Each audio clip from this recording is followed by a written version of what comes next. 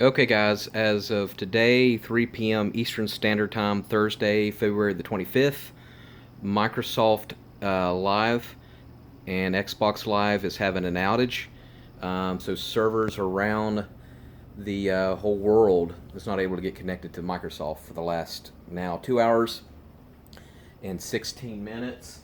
So if you're having that issue, hopefully it'll get back on. I verified this. I just went online and there's thousands upon thousands, 10,000s of complaints.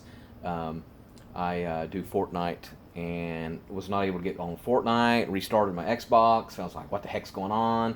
And then I started to try to go on YouTube on Xbox. Couldn't do that. And I was like, "There's something wrong with my account. Something's happened." But fortunately, it's not on my end, so my account wasn't hacked and there's no issues with that. It's all with Microsoft. So hopefully they'll get it back up and running.